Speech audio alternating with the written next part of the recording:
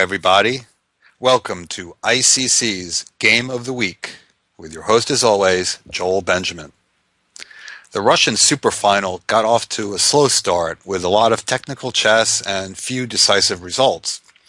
But I found a game I quite like in the sixth round. Teen sensation Daniil Dubov built up a powerful attack against Dmitry Jakovenko, forcing his veteran opponent to scramble to stay in the game. 2,700 plus GMs rarely go down without a fight, and Jakovenko scrambled back while the knockout blow proved elusive. Was he able to turn the tables completely? Well, that's what we're going to find out as we delve into the game. Dubov white, Jakovenko black. And it's going to be Queen's Indian.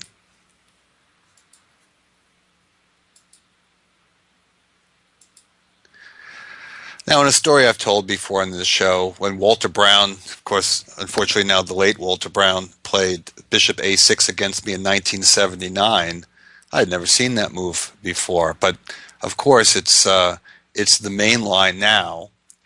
And for quite some time, White generally played B3 here. And that led to a little bit more of a positional struggle than we get from the move Queen C2.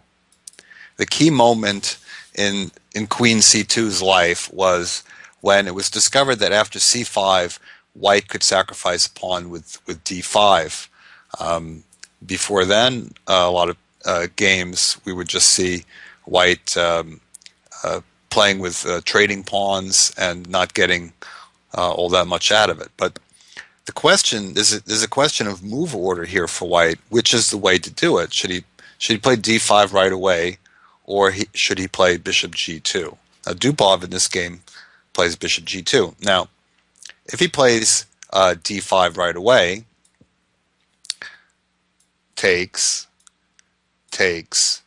Bishop B7.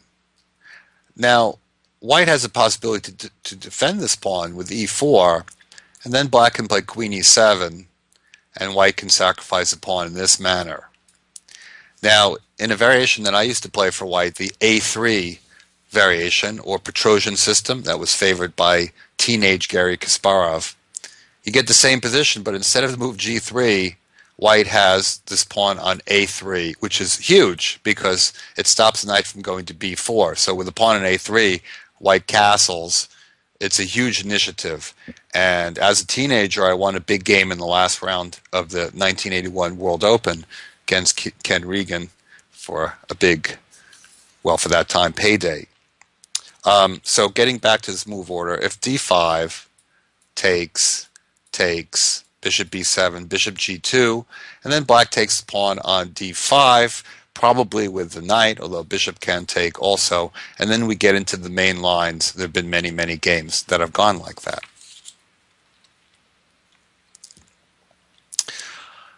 Now, by the way, Black can also play Bishop B7 here, which will also probably lead into the same thing with C5, and then White can play D5 here, although I suppose that there is an option that maybe White could take on C5, but generally the bishop is going to be happy that it's retreated back to B7 anyway.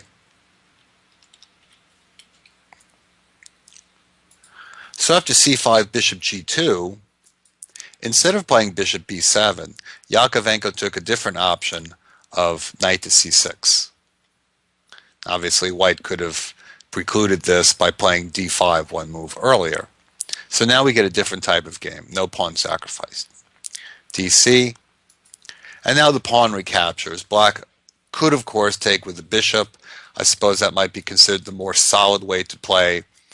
B takes, pawn takes is a little more dynamic because Black is bringing pawns into the center, although he's going to have a little bit of an issue of pawn islands.